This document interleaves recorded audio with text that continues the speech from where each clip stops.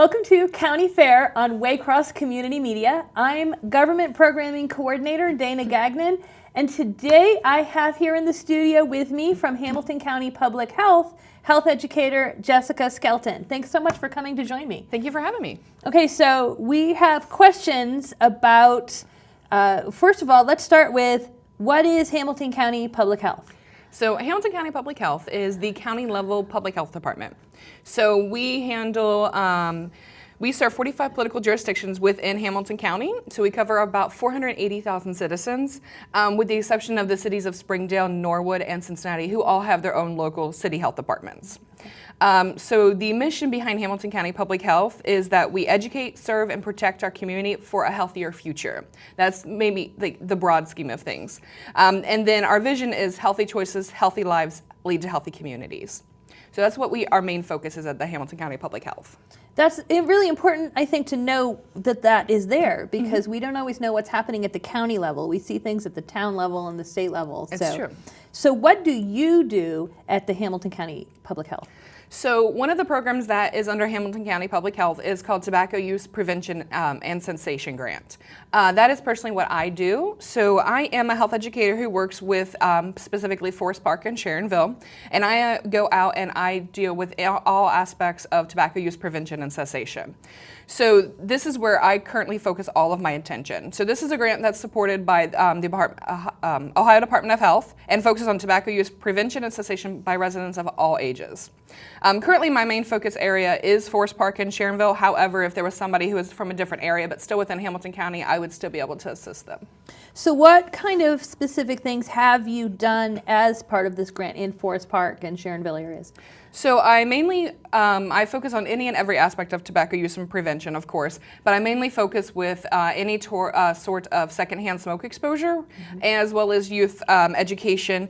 So this could mean working with businesses to develop comprehensive outdoor tobacco use policies, working with apartment complexes to decrease secondhand smoke exposure for their residents, or participating in community events just to get tobacco education and awareness out to the community residents. That's important for a couple aspects, the things that you've said in there, involving businesses.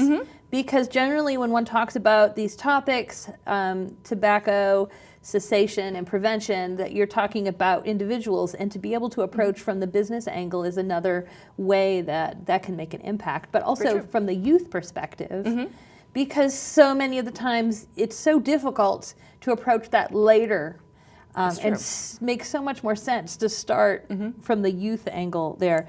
What kind of work, specifically, what kind of projects have gotten that word out for tobacco cessation and tobacco use? Well, I currently work with getting information out about the Ohio Quit line. So I hang up posters, I contact businesses and organizations, and even just storefronts to see if they would hang up posters for me within the cities, of course. And then I work with some sorts of organizations to provide types of community public service announcements, such as Waycross.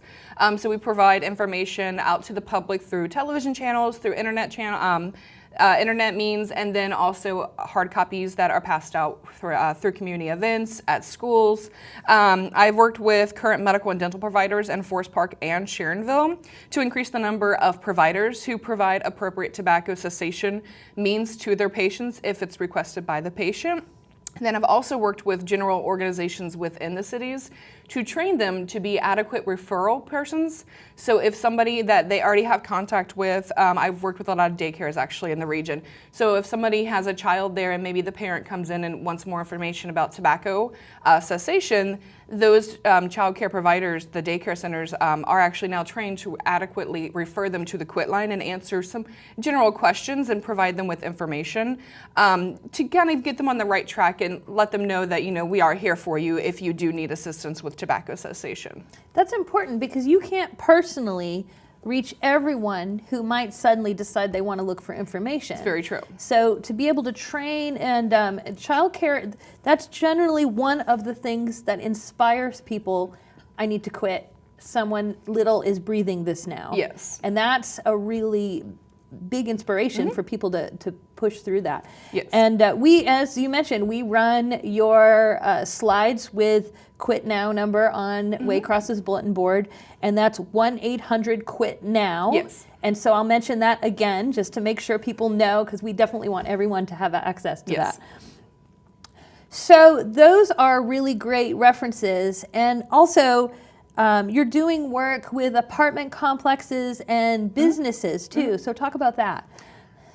So I currently work with any type of businesses that would like to expand upon their current tobacco policies. So the current state of Ohio has a workplace ban, so meaning that you cannot smoke indoors at any business, that employs the public. However, that does not include any sort of property owned by the business, including parking lots, which many large businesses have large parking lots. And some of them just don't have any areas that are smoking only or that are non-smoking. So what we do is we work with businesses to expand upon the Ohio workplace smoking or tobacco use policy that they have in place to include either the entire property that is non-smoking or to incorporate smoking areas to where people can use tobacco products in those areas only and the rest remains non-smoking. So that's how we work with businesses. For apartment complexes, we work to, most places do not have a tobacco policy in addition to the Ohio workplace. So we kind of work with them to create policies for tobacco use. So right now in most apartment complexes, if they have either a pool or a business complex or even a laundry room, you're not allowed to smoke in those areas. However, you are allowed to use tobacco products for smoke in their own apartments, on their balconies, and most of them on all the grounds outside. So what we do is we try and give them all the information and the data and statistics behind making any part of their property tobacco free. So changing the grounds to where children's play areas are tobacco free. So, it reduces secondhand smoke exposure for children. And then maybe expanding upon to all outdoor areas. Or maybe doing some sort of a rollout process where one area goes tobacco use free, and then maybe the following, 6 months later, the entire outdoor area goes tobacco free. We've also worked with some complexes to make it kind of a rollout situation where there's one instance where the inside of the apartment homes are tobacco free, but you can still use tobacco on like the balconies and the patios. However, maybe about a year later, the entire property goes tobacco free. So it gives people a little bit of time to adjust, to seek assistance with cessation. And we do offer that assistance to the communities that choose to go tobacco free, that we will actually provide some assistance with cessation for their residents, as well as just general community education and everything to those residents who live in the communities that are choosing to adopt policies. Most of the time, the policies are not immediate. If an apartment complex wanted to consider going tobacco free, we would usually recommend at least a year-long minimum, and during that time you would educate the community, educate the residents in particular, ensure they understand everything, and then also educate the employees as well.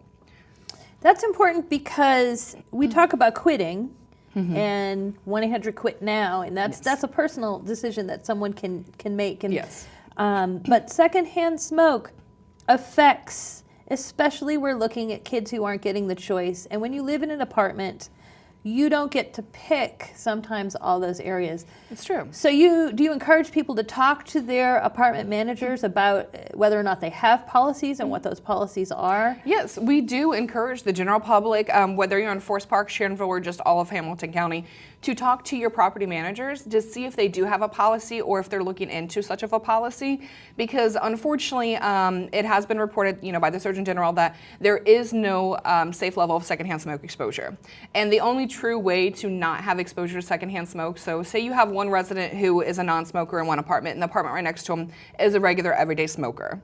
There is no unless these two apartments were to have separate ventilation, there is no way of preventing that smoke from going over to the other apartment. So it is unfortunate. So a lot of times there are kids that are affected, as well as animals, as well as just general non-smokers who may be adults, that are affected by someone else's choices that happens to live right beside them. So going to your property managers and seeing if that's a possibility is sometimes a positive result. And then sometimes it puts the idea into people's heads that, well, we do have a lot of non-smokers. Maybe we can do some sort of a rollout policy at that point. Mm-hmm. And they can contact you also if they need help putting together that policy or getting research to bring to their property managers or information like that? Yes, so if a property manager was interested or a small-time owner, anybody could feel free to contact myself. We have the ability to help with developing policies, creating rollout plans, educating their residents. We even have the ability to see how many smokers they even have on their property currently, just via surveys.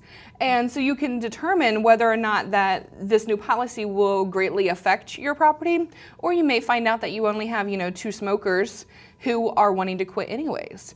So it really gives you a lot of information that you may not have had about your residents prior. Okay, and that can be really helpful.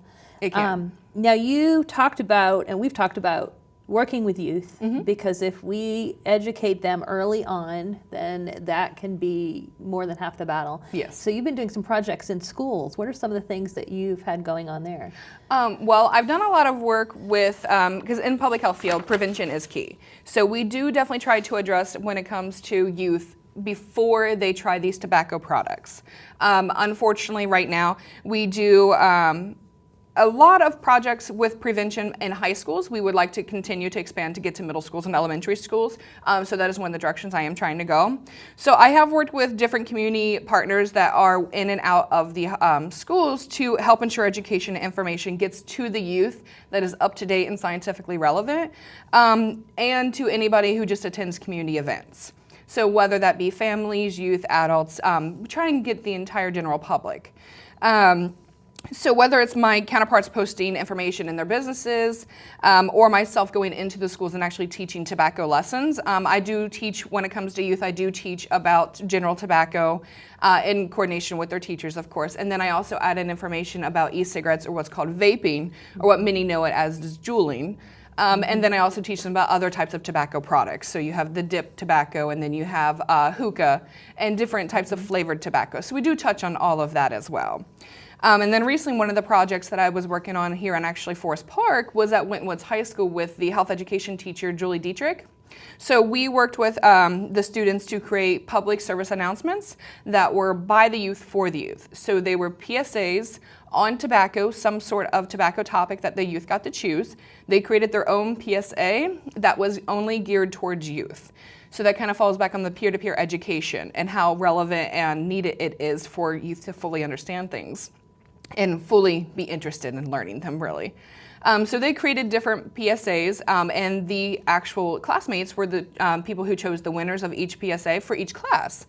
And those winners, which ended up being 6 different winners for the entire day, each of those winners, the winning PSA video was posted here at Waycross as well online, through a couple resources in the community. So the City of Forest Park posted on their Facebook page. So it kind of gave the kids something interesting to look forward to that they may not have had access to previously, and it gets that information that is youth-oriented out there to the public, to the youth in particular, who may just not have been in their class at that time. And of course, I got to see those because I set them up to run on Waycross. They are running on the internet, but they are also running on our cable stations right now. So that means it was a project that they got to do and not just put in a folder. Exactly. They knew they were really making PSAs that, as you said, their peers can see. Yes. Which means they have the angle of looking at it that we might not think of. They have the way their minds work will not necessarily be the same way that a grown-up will tell them to do things. Well, and many youth, any adult can go in there and tell them anything, can talk at them or talk to them and give them all the information they need, but more often than not, peer-to-peer education is the best way to get education to youth. They accept it more when it's coming from somebody their own age or around their own age, or maybe somebody who's going through the same things they are. Peer pressure in high schools and middle schools is very difficult to handle. So if they have somebody who's maybe just a year or two older than them giving them information, they're going to be like, they'll be able to connect more with them and believe them basically more. And I like that you talk about vaping, juuling, and hookah because I think that as I'm not young, so I tend to think in terms of smoking prevention, in terms of the cigarettes that you buy, and that's not necessarily their temptation. Theirs come from completely, and yet many of them feel like there's not a risk associated. These are the safe versions, and that's not what the research says. That's true. But unless that's part of the education package, anyone using an old education package won't have information about that. That's true. And that is my background. So I have the research and the data and the statistics behind it, and I'm able to give you information to allow the youth to make an informed decision. So while we do not want people to use the products, you know, especially because nicotine is highly addictive.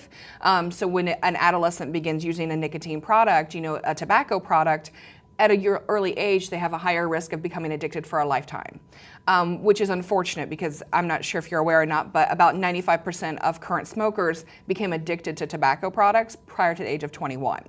So that's kind of unfortunate. So what we're trying to do is get that information out there and let them know that these juuling or vaping products are not a safe alternative, especially when it comes to adolescents and the developing brain. That's key in the fact that that's part of your education, and that you are a resource teachers can use. Yes, completely. Because it's easy for us to say, oh, and by the way, teachers, you need to cover this now. Exactly. But instead we can say, oh, and by the way, you have a resource to help you cover this. Email Jessica. And she can help you with this. Yeah, and it's very hard to be a teacher, and then this new thing popped up, and it escalated very quickly. You know, just over a couple of years, and now it's became very, very prominent in many types of society and many types of schools. So it's difficult for those teachers to go in and even know what to include, know how to look for the information, know what's relevant and what's scientifically significant. It's difficult for them to know that while they're also developing other lesson plans. They're working with parent-teacher conferences and meetings. So I try and go in there and provide them with all the resources they can, whether it be me giving them information or actually providing the lessons myself. Excellent. And the fact that the students were actively involved in creating that, I'm sure makes it stick more than just sitting through a presentation. Yes. Most of the time, it's a very active presentation when I go in to present it, whether it's videos or we do a lot of activities during it, mainly to keep the kids involved so they have to think about it. Because I've noticed that every time I've given a lesson, majority of the kids are very astonished by some of the data that I give them and some of the information that I've given them that they just were not aware of, or they had read somewhere that it was different, and they just, you know, of course they believe the first thing you read, and then you have to counteract that with the actual scientific facts. What is the thing they're most surprised to learn?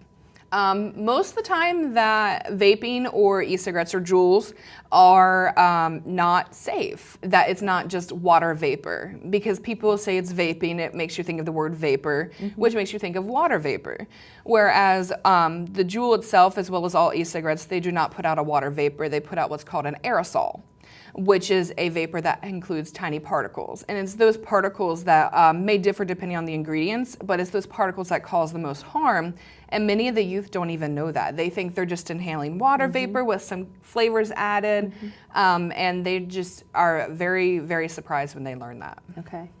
Have you worked with any school districts as a whole to reach a larger number of students? Yes, I do. I currently work with any school district who would approach me, but I have worked most recently with Princeton School District as well as Northwest Local School District.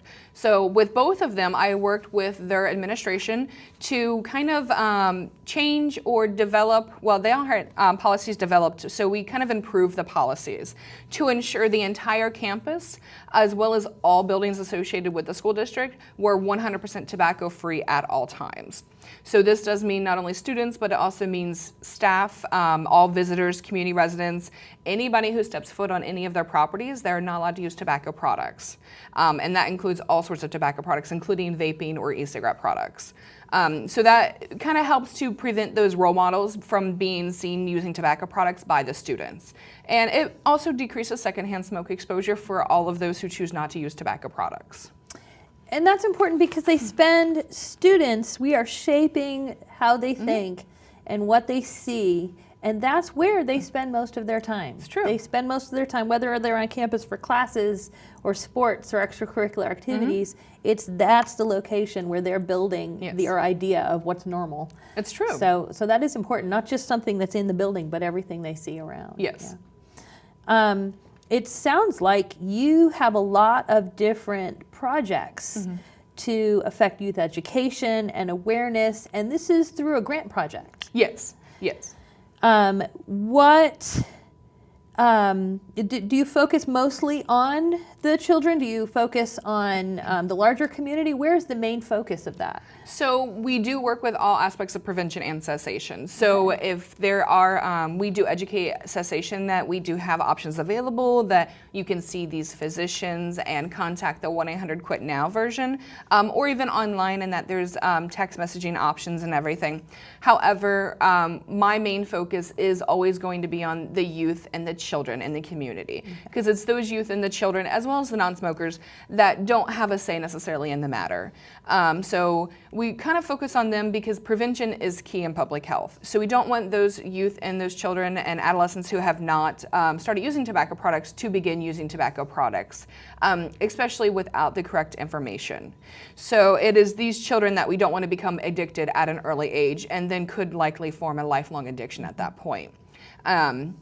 So the nicotine in the tobacco is that addictive that we just don't want it to get into the hands of the youth, especially without them being very informed on their decisions. And it's anyone who's tried to quit smoking knows how much easier it would be if we could prevent it than have to learn how to quit later. Yes. But also from the public perspective, the amount of money we spend on tobacco-related illnesses and breathing difficulties and things like that, that is actually just a responsible public health thing to work on. Yes, and that is mainly why we do prevention, because I myself, I am a former smoker, so cessation, I know firsthand how hard it is and how normally it takes multiple attempts, and that's why you can't force the subject on somebody who currently smokes. Unless they want to truly quit smoking, they will not be able to, or they will not be successful long term, which is completely understandable, and that's why we never deter anybody from trying again and again and again. And we will be there again and again and again to support anybody who needs assistance. However, like you mentioned, a lot of money every year regarding healthcare is spent on preventable causes that were caused, or preventable diseases that were caused by tobacco use. Whether that be, heart-related, lung-related, anything like that, cancer-related. It's unfortunate because, between Medicaid and private insurances, a lot of money each year is spent on something that is a preventable disease. So we can see this is definitely a topic with a significant public health impact. Yes. That tobacco use is not, we might be tempted to say, well, it's just whether or not one person decides to do it. But this has a public health impact in a big way, whether it's through secondhand smoke or whether it's for paying for the consequences that happen later. Yes. So this Tobacco Use Prevention and Cessation project looks like it's trying to be a really thorough approach to addressing that. Yes, and that's very true. Tobacco is still the leading cause of preventable death in the U.S. as well as worldwide. So what we're trying to do is, it is unfortunate because it's something that you don't see firsthand right away. So it may take you 10, 15 years to get cancer. You may not get cancer. However, while you're sitting there and, choosing to use a tobacco product, the person next to you who may not choose is being affected, like you said, by secondhand smoke. So what we're really trying to do is focus on that as a global or as a community public health perspective, and trying to approach tobacco use as a way that we can help people when they need it and prevent people from beginning to use it if possible, and provide as much education and awareness that we can. I want to thank you so much for coming into the studio and talking about this. This is a really important topic. And for more information, I want to make sure people know they can email you. Yes. They can also go to the Ohio Department of Health website, and there is a prevention section, and in there they can find Tobacco Use Prevention and Cessation. Yes. And that's where they can get more information. And also, I want to go ahead and end this program with the videos that those Winton Woods High School students made, so that instead of just hearing us talk about it, you can see what they had to do, what they had to say about tobacco prevention and cessation. Nice. Thank you so much. And you have been watching County Fair on Waycross Community Media. Thank you.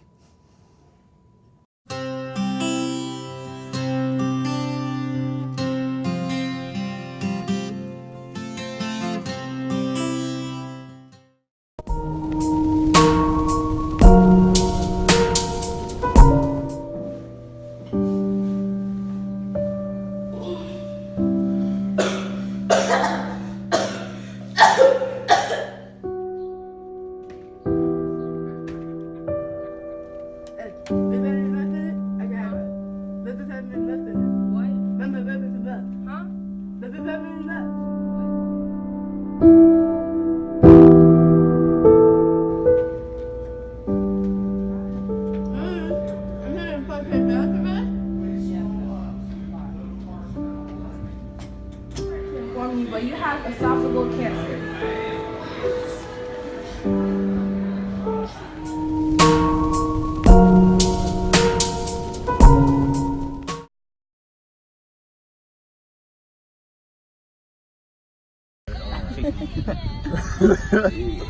What you do? I'll be back though. Where's she going? I'll be back. Tell me to get for lunch. Y'all hungry?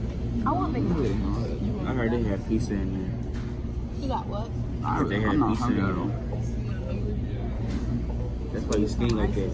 Because you don't know if you're hungry. I'll be back. Where you going now? Where you going? Where you going? Where you going? I'll be back.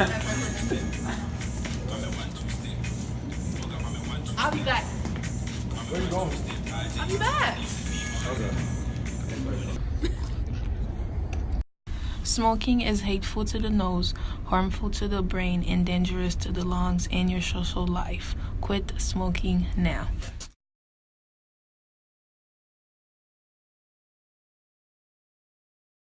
This is our PSA on anti-tobacco and addiction. My name is Christian. My name is Asia. My name is Alexandria. My name is Amaria. My name is Kamari. And this is our PSA.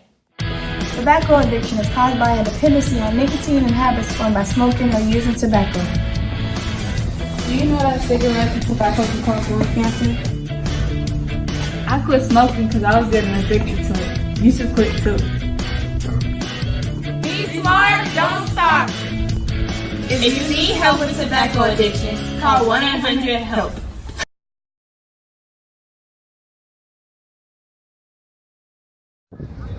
Smoke a cigarette, I'm trapped. I don't want to leave. It can't be that bad.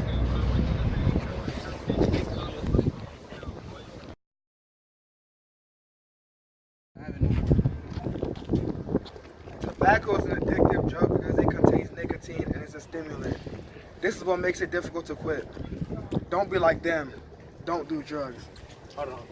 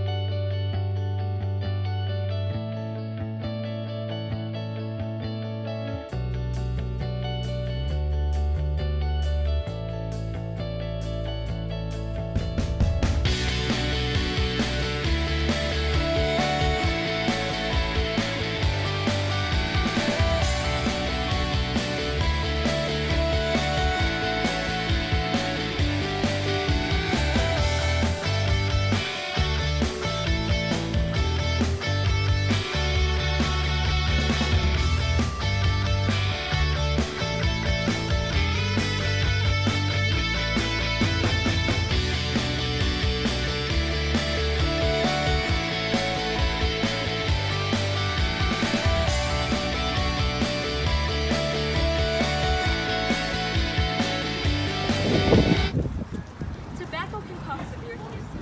When you use tobacco, you won't be able to do the things that you used to do. If people don't love themselves enough to cut down on their